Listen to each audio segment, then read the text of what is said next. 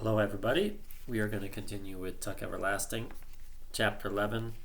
In Chapter 10, basically Winnie just got a tour of the house, so she got a chance to see how the Tucks lived, and she did a lot of comparing and contrasting it to the life that she's known in her tidy little house near Tree Gap. So chapter 11 begins. My allergies are kicking in a little bit, so if I'm a little sniffly, that's all it is. Here we go. Chapter 11. It was a good supper. Flapjacks, bacon, bread, and applesauce. But they ate sitting about in the parlor instead of around a table. Winnie had never had a meal that way before, and she watched them carefully, at first to see what rules there might be that she did not know about. But there seemed to be no rules. Jessie sat on the floor and used the seat of the chair for a table, but the others held their plates in their laps. There were no napkins. It was all right, then, to lick the maple syrup from your fingers. Winnie was never allowed to do such a thing at home, but she had always thought it would be the easiest way.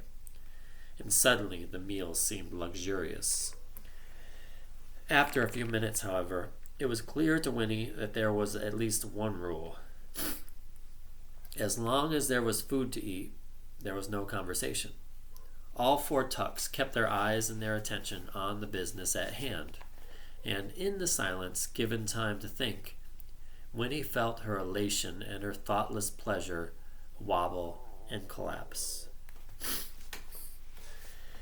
It had been different when they were out of doors, where the world belonged to everyone and no one. Here everything was theirs alone. Everything was done their way. Eating, she realized now, was a very personal thing, not something to do with strangers.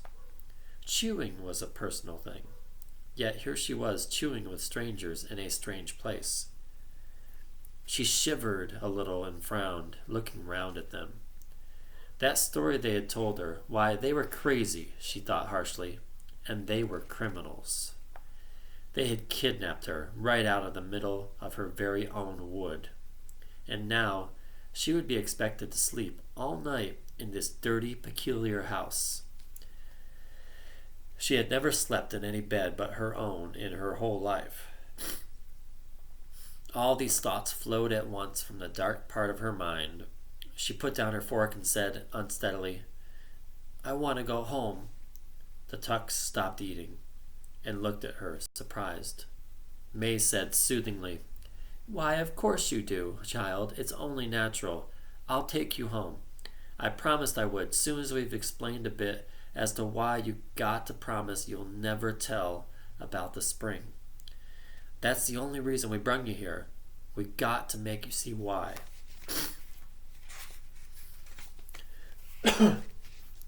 Then Miles said cheerfully and with sudden sympathy, "There's a pretty good old rowboat. I'll take you out for a row after supper." "No, I will," said Jessie. "Let me. I found her first, didn't I, Winnie Foster? Listen, I'll show you where the frogs are and—" "Hush," Tuck interrupted. "Everyone hush. I'll take Winnie rowing on the pond. There's a good deal to be said, and I think we better hurry up and say it. I got a feeling there ain't a whole lot of time." Jessie laughed at this and ran a hand roughly through his curls. "That's funny, Pa. Seems to me like time's the only thing we got a lot of." But May frowned. "You worried, Tuck? What's got you?" "No one saw us on the way up." "Well, now, wait a bit. Yes, they did. Come to think of it, there was a man on the road just outside Tree Gap, but he didn't say nothing." "He knows me, though," said Winnie. She had forgotten, too, about the man in the yellow suit. And now, thinking of him, she felt a surge of relief. He'll tell my father he saw me." "He knows you?" said May, her frown deepening. "But you didn't call out to him, child. Why not?" "I was too scared to do anything," said Winnie, honestly. Tuck shook his head. "I never thought we'd come to the place where we'd be scaring children," he said. I guess there's no way to make it up to you, Winnie, but I'm sure most awful sorry it had to happen like that. Who was this man you saw?" I don't know his name," said Winnie, "but he's a pretty nice man, I guess." In fact, he seemed supremely nice to her now, a kind of savior. And then she added, "He came to our house last night, but he didn't go inside." "Well, that don't sound too serious, Pa," said Miles. "Just some stranger passing by." "Just the same, we gotta get you home again, Winnie," said Tuck, standing up decisively. "We gotta get you home just as fast as we can. I got a feeling this whole thing is gonna come apart like wet bread. But first, we gotta talk. And the pond's the best place. The pond's got answers. Come along, child. Let's go out on the water."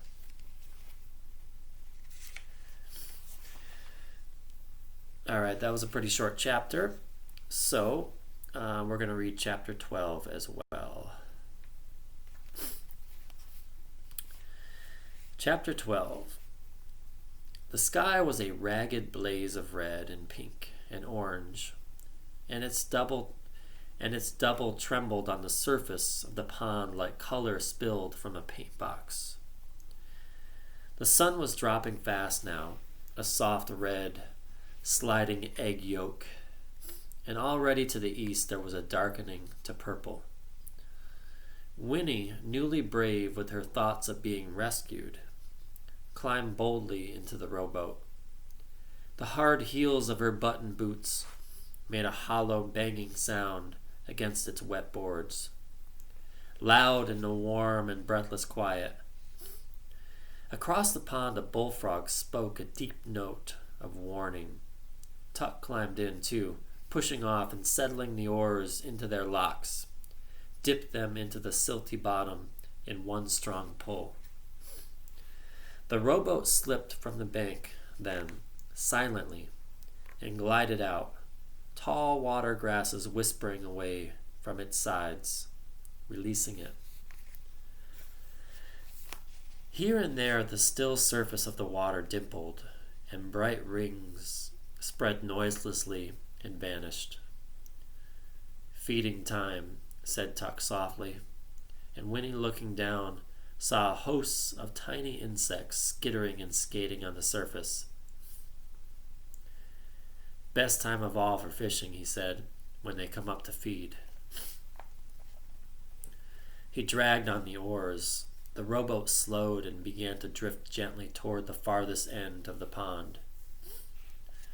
It was so quiet that Winnie almost jumped when the bullfrog spoke again. And then, from the tall pines and birches that ringed the pond, a wood thrush caroled. The silver notes were pure and clear and lovely. "Know what that is, all around us, Winnie?" said Tuck, his voice low. "Life, moving, growing, changing. Never the same 2 minutes together. This water, you look out at it every morning and it looks the same, but it ain't. All night long it's been moving, coming in through that stream back there to the west, and slipping out through the stream down here to the east. Always quiet, always new, always moving, moving on. You can't hardly see the current, can you? And sometimes the wind makes it look like it's going the other way. But it's always there. The water's always moving on. And someday, after a long while, it comes to the ocean." They drifted in silence for a time. The bullfrog spoke again, and from behind them, far back in some reedy secret place, another bullfrog answered.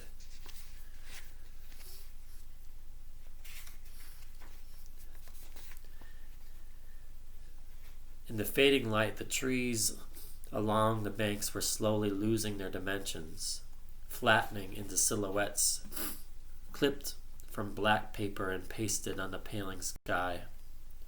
The voice of a different frog, hoarser and not so deep, croaked from the nearest bank. "Know what happens then?" said Tuck. To the water. The sun sucks some of it right up out of the ocean and carries it back in clouds, and then it rains, and the rain falls into the stream, and the stream keeps moving on, taking it all back again. It's a wheel, Winnie. Everything's a wheel, turning and never stopping. The frogs is a part of it, and the bugs and the fish and the wood thrush, too, and people. But never the same ones. Always coming in new, always growing and changing, and always moving on. That's the way it's supposed to be. That's the way it is. The rowboat had drifted at last to the end of the pond, but now its bow bumped into the rotting branches of a falling tree that thrust thick fingers into the water, and though the current pulled at it, dragging its stern sideways, the boat was wedged and could not follow. The water slipped past it, out between clumps of reeds and brambles, and gurgled down a narrow bed over stones and pebbles, foaming a little, moving swiftly now after its slow trip between the pond's wide banks. And further down, Winnie could see that it hurried into a curve around a leaning willow and disappeared. It goes on, Tuck repeated, to the ocean. But this rowboat now, it's stuck. If we didn't move it out ourselves, it would stay here forever, trying to get loose, but stuck. That's what us Tucks are, Winnie. Stuck, so's we can't move on. We ain't part of the wheel no more. Dropped off. Left behind. And everywhere around us, things is moving and growing and changing. You, for instance. A child now, but someday a woman. And after that, moving on to make room for the new children. Winnie blinked, and all at once her mind was drowned with the understanding of what he was saying. For she, yes, even she, would go out of the world willy-nilly someday. Just go out, like the flame of a candle, and no use protesting. It was a certainty. She would try very hard not to think of it, but sometimes, as now, it would be forced upon her. She raged against it, helpless and insulted, and blurted at last, "I don't want to die." "No," said Tuck calmly, "not now. Your time's not now. But dying is a part of the wheel, right there, next to being born. You can't pick out the pieces you like and leave the rest. Being part of the whole thing, that's the blessing. But it's passing us by, us Tucks. Living is heavy work, but off to one side, the way we are, it's useless too. It don't make sense. If I knowed how to climb back on the wheel, I'd do it in a minute. You can't have living without dying. So you can't call it living, what we got. We just are. We just be, like rocks beside the road."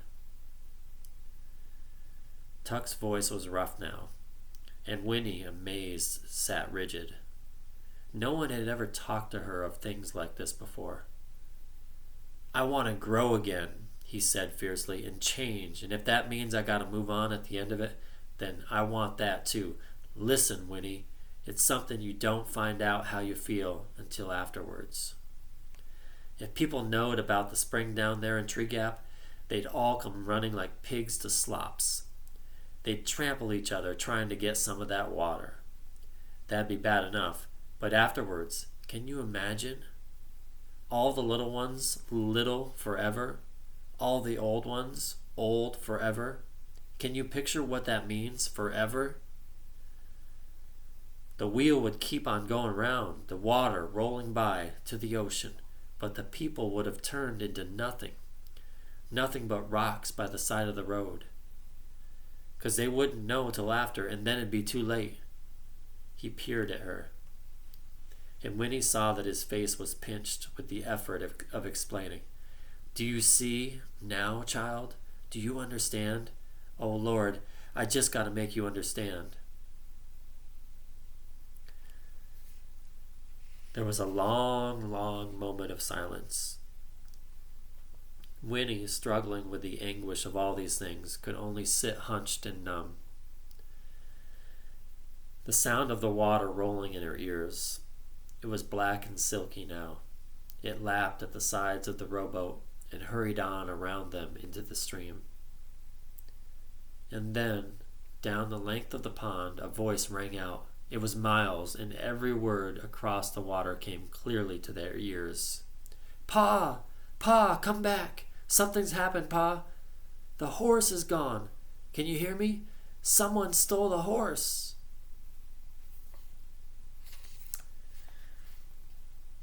So that is the end of chapter 12. We'll continue with chapter 13 next time to see what happened to the horse, possibly. And I just have to say that chapter 12 in Tuck Everlasting is one of my favorite chapters in any book that I've ever read.